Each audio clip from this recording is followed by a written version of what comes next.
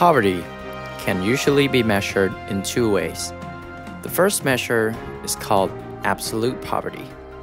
The level for absolute poverty is measured in terms of the basic necessities for survival, and is the amount that a person needs to have in order to live.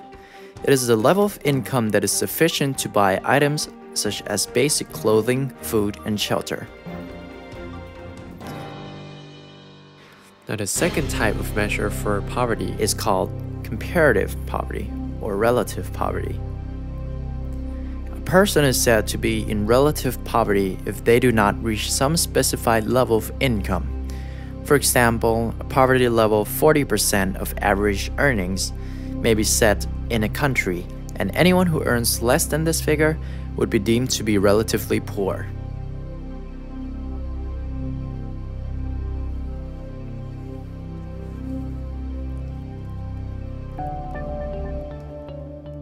The definition of poverty cycle or poverty trap: a vicious cycle in which low incomes leading to poverty are responsible for low savings, which are able to finance limited investments leading to low income levels.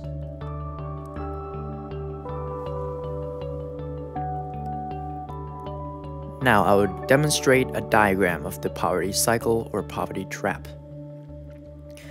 The poverty cycle starts from low levels of income. The lower income level will lead to a lower level of saving in the economy, thus higher marginal propensity to consume. This low level of savings will be a disincentive for people to invest in the economy, thus the level of investment will decrease as well.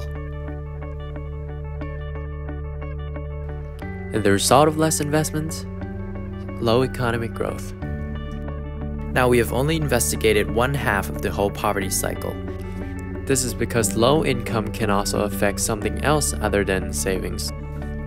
The first half of the poverty cycle deals with the low economic growth due to low incomes. The next half will deal with the effect on economic development as a result of low incomes. So first off, low incomes can also lead to low levels of education and healthcare.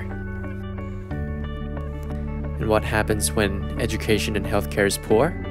The human capital is negatively affected. This is due to the unhealthy and uneducated labor market. And lastly, this will lead to low levels of productivity. This completes the poverty cycle. It is a self-perpetuating cycle, and it is very difficult to come out of. However, the government plays an important role in the process, and many attempts have been made to break the cycle. For example, a policy was modeled in New York City to advocate a plan where parents are paid up to $5,000 a year for meeting certain goals that will better their lives. Another example is to resolve child poverty and thus break out of the poverty cycle. A bill has been proposed in the California Assembly with a plan to reduce child poverty in the state by half by 2017 and eliminate it completely by year 2027. The Poverty Cycle Update.